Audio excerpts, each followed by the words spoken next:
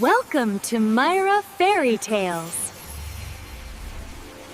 Once upon a time, in a kingdom of shimmering lakes and velvet green hills, there stood a magnificent castle with tall, spiraling towers, its white stone glowing in the morning sun. Inside lived King Aldrin and Queen Clarissa, rulers loved by their people. They had everything: riches, beauty, knowledge, and peace. But the one thing they wished for most was a child. After many years, their prayer was finally answered, and the queen gave birth to a baby girl, with hair as golden as the dawn. They named her Rapunzel, because her hair glowed like strands of spun sunlight. Her laughter lit up the halls of the castle, and her tiny hands held the promise of a joyous future. But the kingdom was watched by a secret enemy, Dame Morwenna, a sorceress exiled long ago for practicing dark magic. When she heard of the princess born with golden hair, she grew jealous, for she believed the child's magical beauty should belong to her. One moonless night, Morwenna crept into the castle disguised as a midwife and stole the infant princess from her cradle. She carried Rapunzel deep into the enchanted woods. There, she used a spell to create a hidden castle, high on a cliff, protected by illusions, invisible to human eyes. The castle was beautiful but lonely, surrounded by thorny vines and guarded by enchanted wolves. Morwenna raised Rapunzel as her own daughter. She told her, "The outside world is cruel. Only here in this castle are you safe. You must never leave." Rapunzel believed her, for she had known nothing else.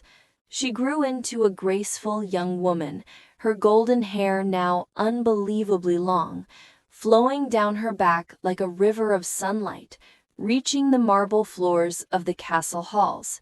She spent her days reading ancient books, feeding magical birds that visited her window, and singing songs so pure that the entire forest seemed to shimmer when she sang. Yet she longed for more. She often stood at her highest balcony, watching the sky, imagining what lay beyond the trees. Every night, Morwenna would enter the castle through a hidden doorway and call out, "Rapunzel, child, let down your hair so I may climb the stairs."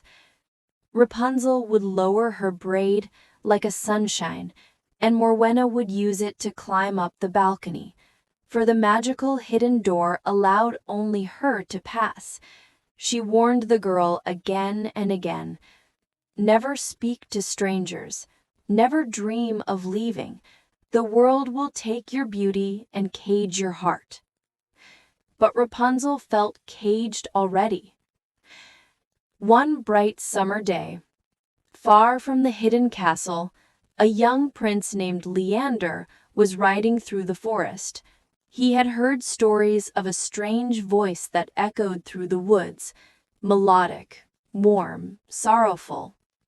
He followed the voice for days, hoping to find the singer. Birds seemed to guide him. Even the wind carried the faint trail of her music. One evening, as the sun dipped below the trees, his horse refused to move, as if urging him to listen.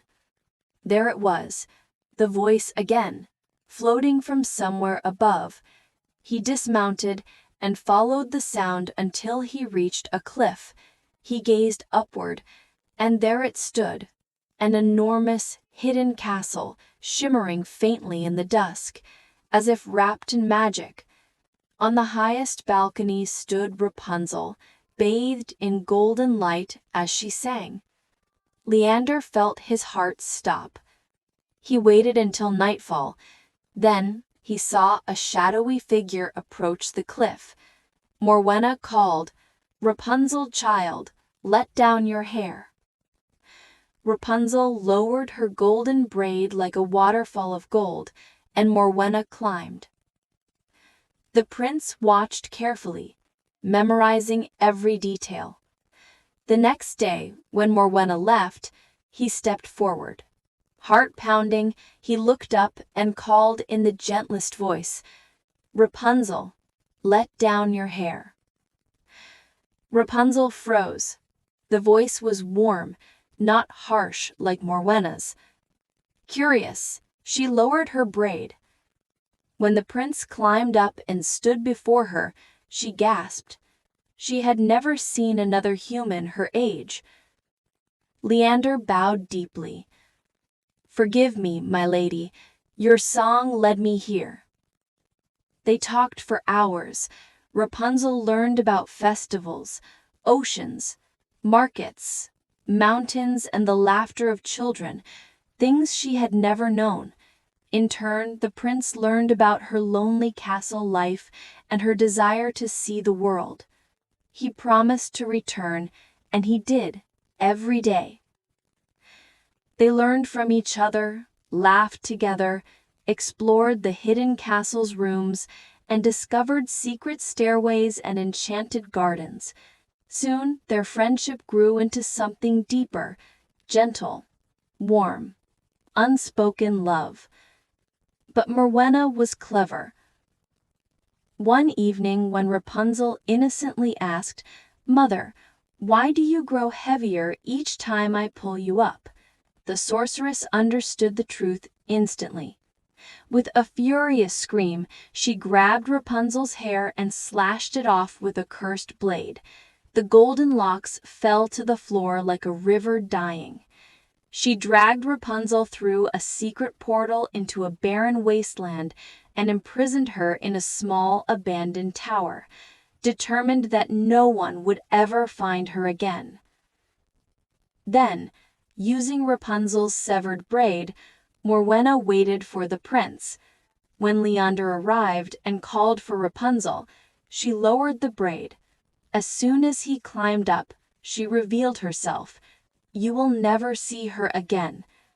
In a rage, she hurled a spell that nearly struck him.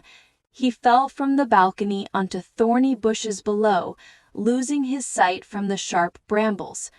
Blind and heartbroken, he wandered through the forest for months, guided only by hope and the memory of Rapunzel's voice.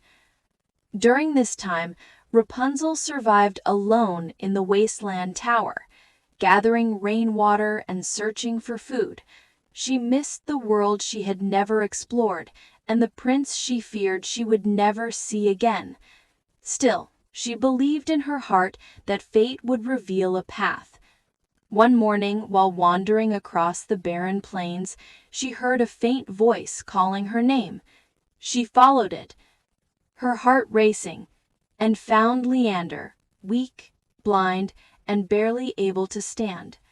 She ran to him, held him tightly, and wept. Her tears, born of pure love and sorrow, touched his eyes and broke the curse. His sight returned in a burst of golden light. Together they escaped the wasteland and journeyed back to the kingdom. When the king and queen saw their son return with a mysterious golden-haired maiden, they welcomed her with open arms and listened to her story. A search party was sent to confront Morwenna, but when they reached the hidden castle, it was already crumbling, swallowed by the forest as if magic itself had abandoned it. Rapunzel and Prince Leander were married soon after. She finally experienced the world she had only dreamed of, the markets, the ocean, the lantern festivals, the warmth of family, and the joy of freedom. And every evening, when the sun dipped low and the castle windows filled with golden light, Rapunzel would sing. Her voice no longer echoed through lonely forests. It filled a kingdom with hope, courage, and love. And so her story became a living reminder that no prison can hold someone whose heart is meant to shine.